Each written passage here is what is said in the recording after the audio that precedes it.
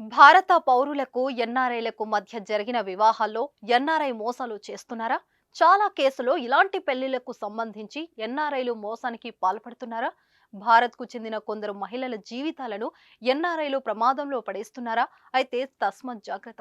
ఇలా మోసం చేసే ఎన్ఆర్ఐలకు లా కమిషన్ చెక్ పెట్టింది. అయితే అదేంటో ఇప్పుడు చూద్దాం. అన్ని రకాల చర్మ సమస్యలకు శాశ్వత పరిష్కారం ఈ శ్రీత 9281458181. ఎన్ఆర్ఐలతో భారతీయుల వివాహాలకు సంబంధించి అనేక మోసాలు వెలుగు చూస్తుండటంపై లా కమిషన్ ఆఫ్ ఇండియా ఆందోళన వ్యక్తం చేసింది. దీనిపై కేంద్రం చట్టాన్ని తీసుకురావాలని సిఫార్సు చేసింది. చట్టంలో ఉండాల్సిన నిబంధనల గురించి అందులో పేర్కొంది.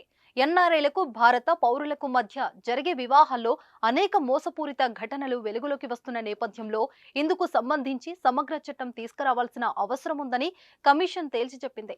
ఇటీవలి కాలంలో వీటి సంఖ్య పెరుగుతుండటంతో ఆందోళన వ్యక్తం చేసింది.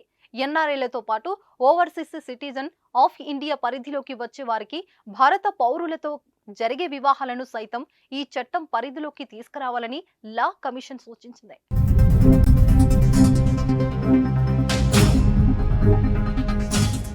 ఈ చట్టంలో విడాకులు, భాగస్వామికి భరణం, పిల్లల కస్టడీ, వారి మెయింటెనెన్స్ కు సంబంధించిన నిబంధనలు ఉండాలని లా కమిషన్ పేర్కొంది. చట్టాన్ని ఉల్లంఘించిన వారికి సమన్లు, వారెంట్లు జారీ చేయడం, న్యాయపరమైన పత్రాలు పంపించడానికి సంబంధించిన నిబంధనలు సైతం ఉండాలని స్పష్టం చేసింది.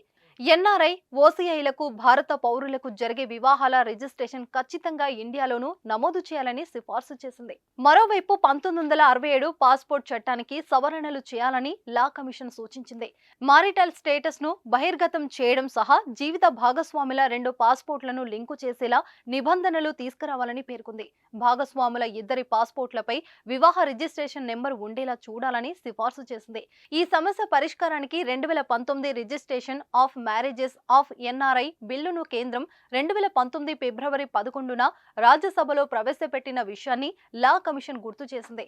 ఈ బిల్లును విదేశాంగ శాఖ పార్లమెంటరీ కమిటీకి 16వ లోక్సభ పంపింది.